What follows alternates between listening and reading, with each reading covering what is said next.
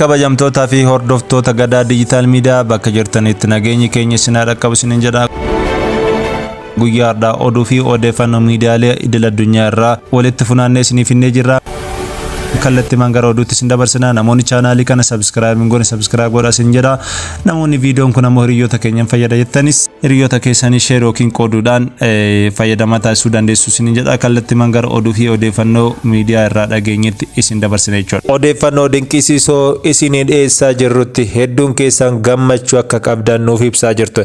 Nutis kana bu'uura godhachuudhaan oduu fi odeeffannoo dinqisiisoo maddeen miidiyaa garaagaraa irraa arganne qiqindeessinee isinii dhiyeessaa jirra.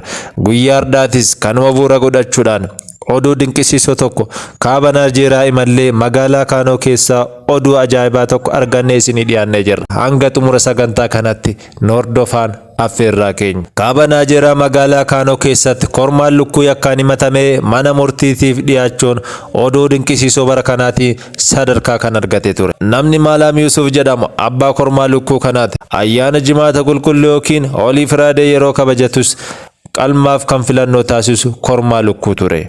Maalaam Yuusuf akkuma barate kormaa lukkuu bitachuuf gabaa keessatti argama.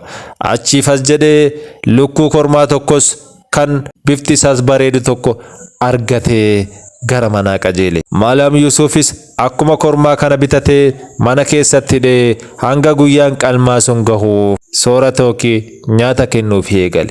Kormaan lukkuu kunis lafti haadhiu eegalee waan raajii tokko ollaaf dabarse.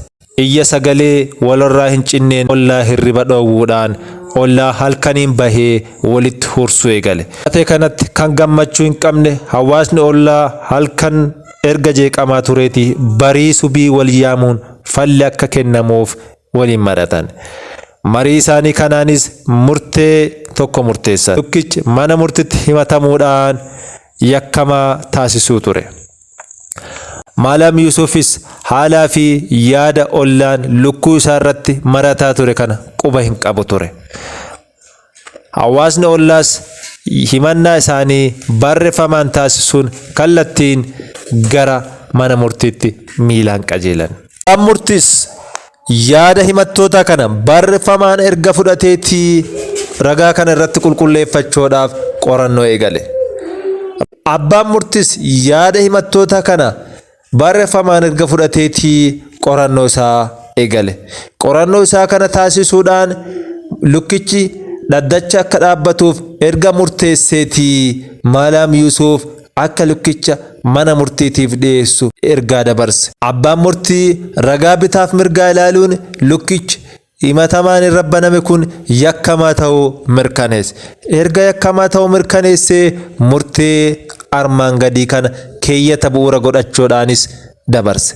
Lukkuun bitame galma bitameef akka ga'uuf qalmi irratti akka taasifamu murtee isa jala qabaa ture. Murteen lammaffaan abbaan murtii kenne ammoo akkana jetti. Himattoonni lukkicha irraa dhiifama akka argatan ture.